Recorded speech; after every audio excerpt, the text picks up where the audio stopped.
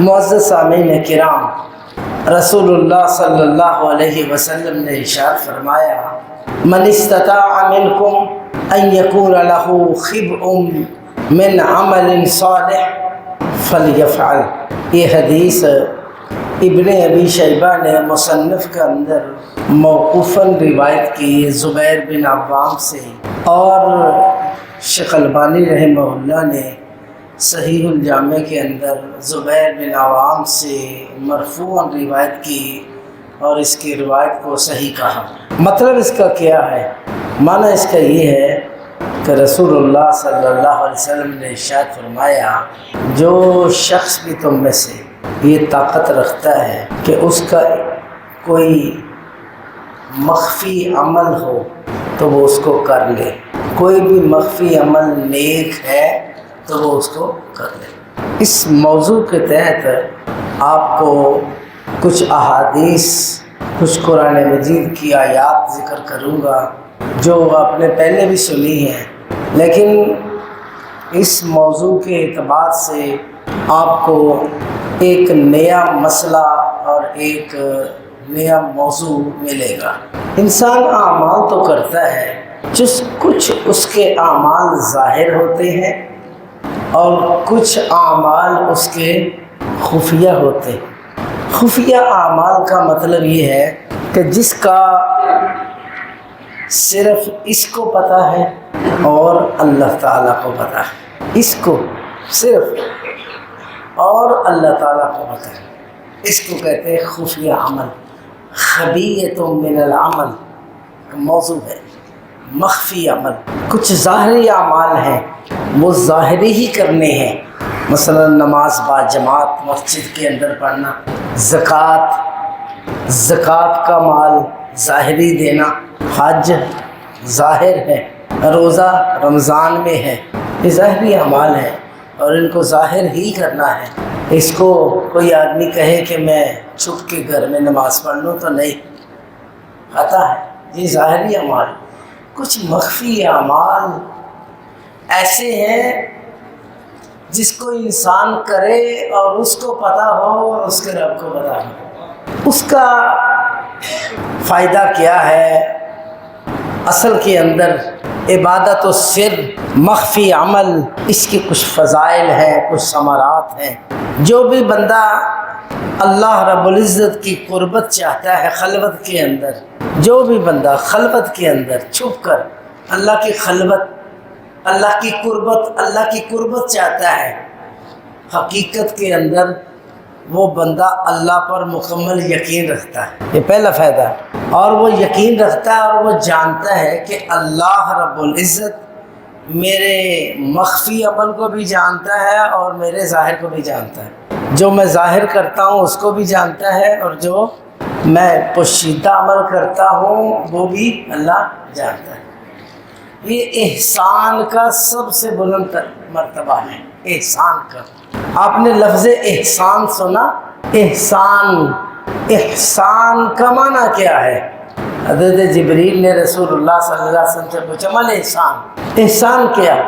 فرمایا، ان تعبد اللہ کأنک تراہ فإن لم تکن تراہ فإنہ یراک۔ تو اللہ رب العزت کی ایسے عبادت کرے گویا کہ تو صرف اللہ کو دیکھ رہا ہے، یا تیرے اندر یہ تصور نہیں آتا نا تو یہ تصور آتا ہے کہ صرف تجھے ہی اللہ دیکھ رہا ہے۔ یہ اعلیٰ ترین درجہ احسان کا۔ پہلا اس کا ثمرہ اور فائدہ یہ ہے، جس وقت انسان کوئی بھی مخفی عمل کرتا ہے نا تو اس کا پہلا فائدہ یہ ہے کہ وہ اس کے اندر یہ یقین پیدا ہو جاتا ہے کہ اللہ میرے مخفی کو بھی جانتا ہے، میرے ظاہر کو بھی جانتا ہے، اور احسان کا اعلیٰ درجہ اس کے اندر موجود ہوتا ہے۔ دوسرا اس کا فائدہ الثبات فی المحن والشدائد والفتن۔ جس وقت انسان کوئی بھی مخفی عمل کرتا ہے تو سب سے بلند اور سب سے بہترین سبب ہے کہ انسان مشکلات کے اندر، مصائب کے اندر، مصیبتوں کے اندر ثابت قدم رہتا ہے۔ جس وقت انسان مخفی عمل کرتا ہے اور کسی شہوت کو چھوڑتا ہے، یہ عبادت و سر میں ہے۔ مثلا رسول اللہ صلی اللہ علیہ وسلم نے فرمایا کہ انسان سے اس کی نظر کا بھی سوال ہوگا۔ انسان اکیلے میں جا رہا ہے، اکیلے میں، کوئی نہیں اس کو دیکھنے والا، لیکن اس کی نظر غلط چیز پہ پڑتی ہے، اپنی نظر کو نیچا کر لیتا ہے۔ اللہ کا حکم ہے، کوئی دیکھ رہا ہے اس کی نظر کو؟ اس کی نظر کو کوئی چیک کر رہا ہے؟ نہیں، اپنی نظر کو نیچا کرتا ہے، اپنے موبائل فون کے اندر ہے، وہاں پر غلط چیز نہیں دیکھتا، اس کے موبائل فون اس کے ہاتھ میں ہے اور وہ ہے، بس کمرے میں کوئی نہیں، اپنے اس میں سے کسی کو نہیں دیکھتا۔ کیوں؟ کہ اللہ مجھے دیکھ رہا ہے۔ جس وقت انسان یہ اعمال کرتا ہے نا، مصیبتوں کے اندر وہ بڑا ثابت قدم رہتا ہے کہ میں کام عمل اللہ کے لیے کیے ہوئے ہیں، اللہ مجھے جانتا ہے، اللہ مجھے ضائع نہیں کرے گا، اللہ میرے مخفی اعمال کو جانتا ہے، اللہ میرے مخفی اعمال کو جانتا ہے، اللہ اب مجھے ضائع نہیں کرے گا، کیونکہ میں اللہ کے لیے کیا ہے۔ اور اللہ اپنے بندوں کو، اللہ اپنے بندے کے عمل کو ضائع نہیں کرتا۔ بہت مرتبہ آپ نے یہ حدیث سنی ہوگی، لیکن میں آپ کو پھر اس موقع پہ بیان کرتا ہوں تو آپ کو بات زیادہ سمجھ آ جائے گی۔ رسول اللہ صلی اللہ علیہ وسلم نے فرمایا، تین آدمی بنی اسرائیل کے جنگل میں سفر کر رہے تھے، آندھی طوفان آیا، انہوں نے ایک غار کے اندر پناہ لے لی، غار کے اندر پناہ لی، جنگل میں کوئی نہیں تھا سوائے ان تین کے۔ اللہ رب العزت کا فیصلہ، ایک بہت بڑا پتھر لڑکتا ہوا آیا، غار کے منہ پر لگ گیا، یہ تینوں لوگ غار میں پیک ہو گئے، حتیٰ کہ روشنی کی کرن بھی اندر نہیں جا رہی تھی۔ بات کرنا تو غیر مناسب کسی سے، ٹیلی فون، موبائل شمائل کچھ نہیں، نہ ہی کوئی بندہ کوئی بات سن سکے نہ سنا سکتے، کسی کو نہیں پتا یہاں پہ کیا، یہ پتھر اور پہاڑ ہے بس۔ یہ تینوں شخص وہاں پر بند ہو گئے، کہنے لگے اب ہمارا مدفن یہی، اب ہمارا نہ کھانا نہ پینا، موت کا انتظار کرو کب آتی ہے، اور ہم کب سڑ جل کے اس دنیا سے چلے جاتے ہیں، دیکھتے ہیں کب۔ بیٹھے، دھکا لگایا انہوں نے، زور لگایا، وہ پتھر کہاں ہلنے والا تھا، بیٹھ گئے۔ اچانک بیٹھے ہوئے ایک آدمی نے ان میں سے کہا، بھائی میری بات سنو، آپ نے ساری زندگی گزار دی ہے، اب ہمارا آخری وقت ہے، چلو اس وقت میں نا ایک تجربہ کرتے ہیں، ہم تینوں اپنی پوری زندگی کا کوئی ایک عمل ایسا اللہ کے سامنے پیش کرتے ہیں جو ہم نے خالص اللہ کے لیے کیا ہو اور کسی کو بھی نہ پتا ہو۔ چلو ہاں، اللہ تو یہاں پہ ہمیں دیکھ بھی رہا ہے، ہماری باتیں سن بھی رہا ہے اور ہمارے کیفیات کو جان بھی رہا ہے، چلو کریں شروع۔ ٹھیک ہے، ایک آدمی کہنے لگا، یا اللہ میں اپنی بکریاں چرایا کرتا تھا، بکریاں چرا کر آ کے دودھ دھوتا، اس کا سب سے پہلے دودھ نکال کر اپنے والدین کو پیش کیا کرتا تھا، اس کے بعد اپنے بیوی بچوں کو، اور آخر میں پیا کرتا تھا۔ میری روٹین تھی کہ میں اتنی تکریم اور عزت کرتا تھا اپنے والدین کی کہ سب سے پہلے میں اپنے والدین کو کیوں بلاتا تھا؟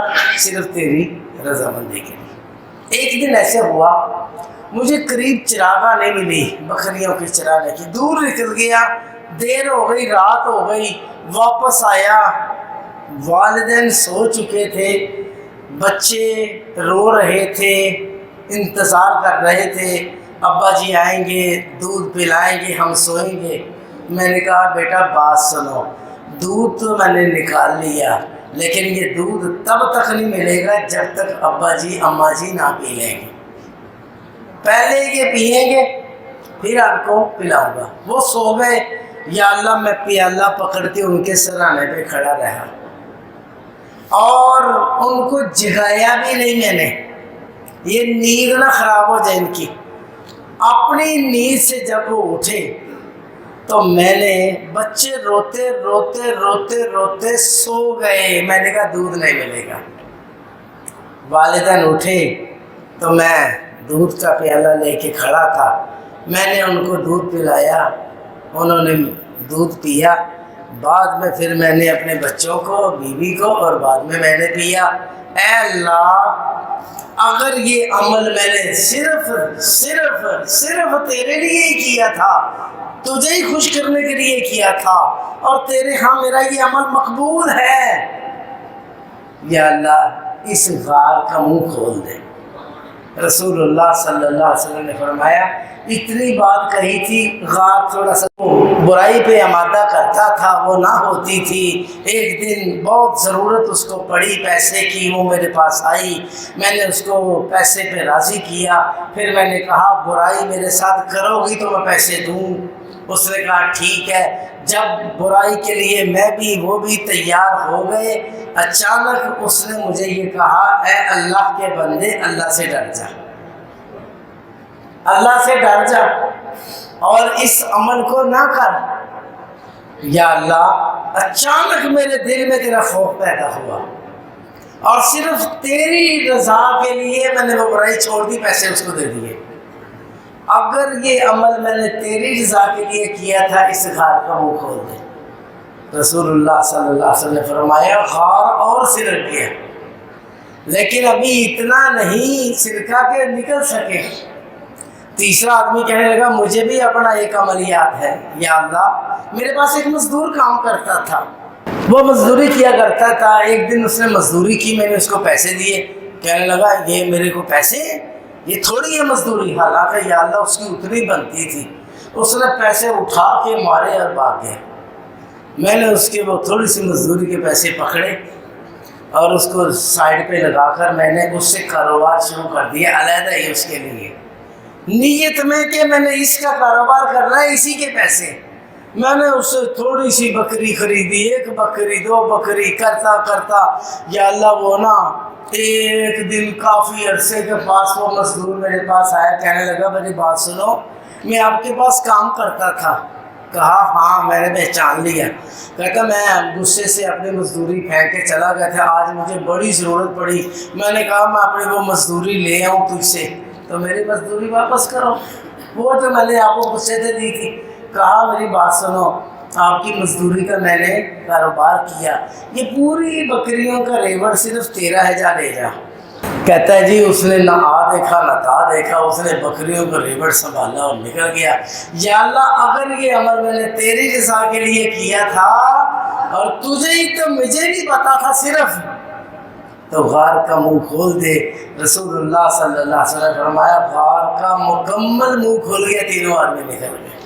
یہ ہے جو کوئی شخص چاہتا ہے اس کا کوئی مخفی عمل ہو تو وہ کر لے، اس کو کر لے مخفی عمل۔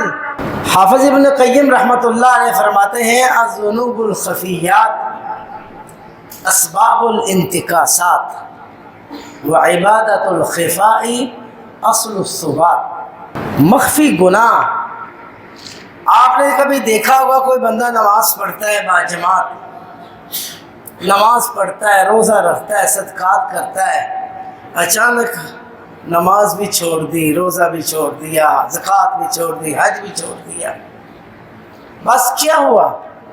حافظ ابن قیم رحمۃ اللہ علیہ فرماتے ہیں، اصل کے اندر اس کا دین سے یہ پیچھے ہٹنا، اس کا کوئی مخفی برا عمل ہے جس کی وجہ سے اللہ نے اس سے اطاعت کی توفیق کھینچ لی۔ اور جو شخص مخفی عمل نیک کرتا ہے، اللہ اس کو دین پہ اور ثابت قدم رکھتا ہے۔ بندہ نماز پڑھتا ہے، اللہ اس کو توفیق دیتا ہے، تہجد بھی پڑھنے لگ جاتا ہے۔ بندہ روزے رکھتا ہے، اللہ اس کو نفلی روزے کی بھی توفیق دیتا ہے۔ بندہ زکوٰۃ دیتا ہے، اللہ اس کو صدقات کی بھی توفیق دیتا ہے۔ اللہ اس کو نیکیوں کی توفیق دیے جاتا ہے۔ کیوں؟ وہ عمل مخفی نیک عمل کرتا ہے۔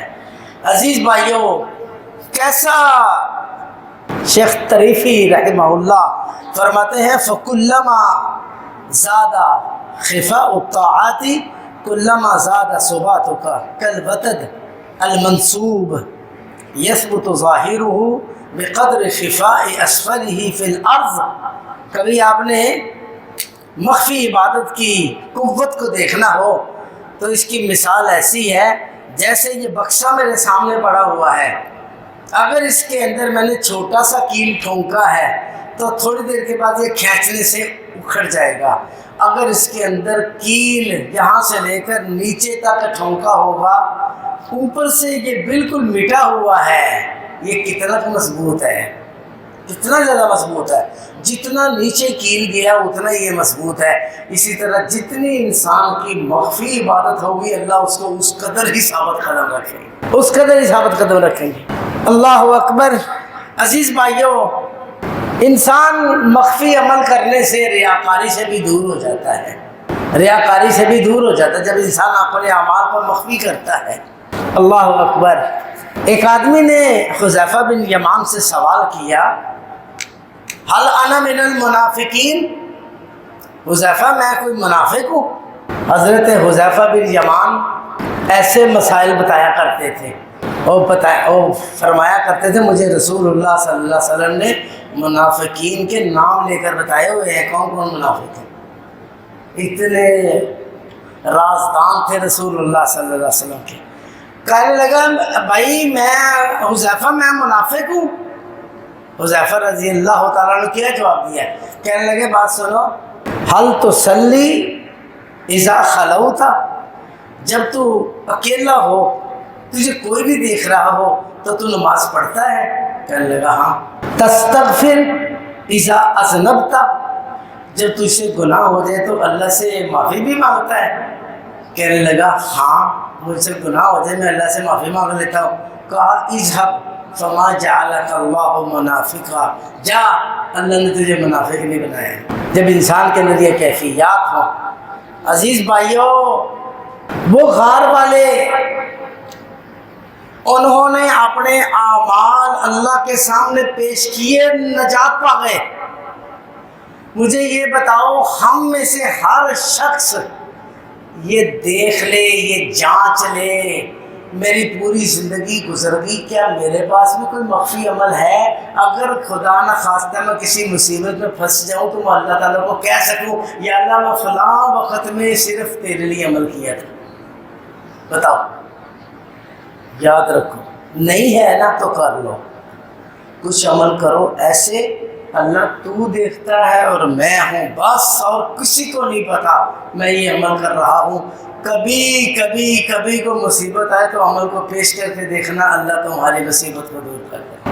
اور یہ مخفی عمل اللہ کو پتہ ہے، اور رسول اللہ صلی اللہ علیہ وسلم نے فرمایا سبعۃ یظلھم اللہ فی ظلہ یوم لا ظل الا ظلہ، 7 خوش قسمت شخص ایسے ہیں جن کو قیامت کے دن اللہ اپنے عرش کا سایہ نصیب فرمائے گا۔ عرش کا سایہ، عرش بہت بڑا ہے اللہ کا، زمین و آسمان سے بھی بڑا ہے، لیکن اللہ اس کا قیامت کے دن ایک سایہ ہوگا، حالانکہ اس کا سایہ تو آسمان و زمین پہ چھا جانا چاہیے، لیکن سایہ بھی اللہ کے حکم سے ہوگا۔ اللہ نے اس کا سایہ رکھا ہوگا، 7 قسم کے لوگ اس کے تحت آئیں گے۔ ایک شخص اس کا وہ ہے، ایک شخص ان میں سے وہ ہوگا تصدق بصدقۃ فأخفاها فلا تعلم شمالہ ما انفق یمینہ، ایسا وہ شخص جسے صدقہ کیا اس کے بائیں ہاتھ کو بھی نہیں پتہ چلا اس نے کیا خرچ کیا، دائیں ہاتھ نے خرچ کیا بائیں کو پتہ بھی نہیں چلا، یعنی اتنا مخفی صدقہ۔ ایسا شخص اللہ تعالیٰ پوری مخلوق میں سے ایک سیکنڈ میں ان کو چن لے گا، آؤ وہ لوگ جو ایسے صدقے کیا کرتے تھے میرے پاس آ جاؤ، میرے سائے کے نیچے آ جاؤ۔ اور رجل ذکر اللہ خالیہ، ففاضت عیناہ، ایک وہ شخص ہے جس نے علیحدگی میں اللہ کا ذکر کیا، اللہ کی کوئی مخلوق کو دیکھ کر اس کے دل میں اللہ کی بڑائی پیدا ہوئی، اللہ کا خوف پیدا ہوا، اللہ تعالیٰ کے اسماء حسنہ پر غور کرتے ہوئے وہ رو پڑا، اس کی آنکھ سے صرف ایک آنسو، میرے بھائیوں جس کی قیمت دیکھو، قیمت، صرف ایک آنسو گر گیا، اللہ اس کو اپنے عرش کا سایہ نصیب فرمائے گا۔ مخفی اعمال، دیکھو اللہ رب العزت نے ہمیں موقع دیا ہے تو ہمارے اندر یہ مخفی اعمال ہونے چاہیے۔ آدمی کو مخفی صدقہ، مخفی نماز کیوں کہا اللہ تعالیٰ نے؟ کیوں تہجد کی نماز کو اللہ نے اپنے نبی کے کیوں اتنی تاکید کی ہے؟ کیونکہ یہ اللہ اور اس بندے کے درمیان ہوتی ہے۔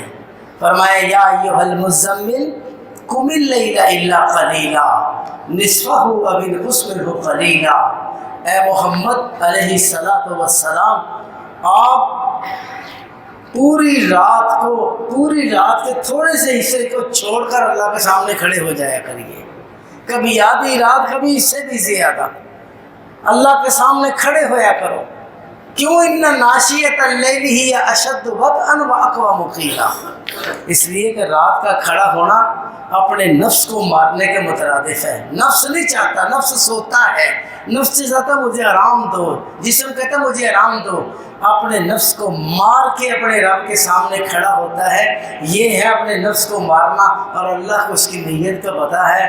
اللہ رب العزت نے اس کو پوشیدگی کا عمل قرار دیا، اپنے رب کے سامنے پیش کرنا۔ اللہ اکبر۔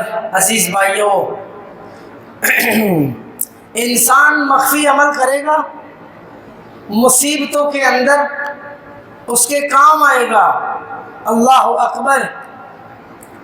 حضرت یونس علیہ السلام، کس کو پتا تھا کہ یونس علیہ السلام سمندر کے اندر کس مچھلی کے پیٹ کے اندر ہے؟ اللہ نے مچھلی کو حکم دیے یونس کو کیچ کرو، یونس علیہ السلام سمندر میں چھلانگ لگا دی، اللہ نے ایک مچھلی کو حکم دیا اس کو اپنے پیٹ کے اندر اتار لو، مچھلی آئی، یونس علیہ السلام کو ثابت اپنے پیٹ میں اتار لیا۔ فرمایا یونس کو تکلیف بھی نہیں ہونی چاہیے، سانس بھی آنا چاہیے، زندہ بھی رہنا چاہیے۔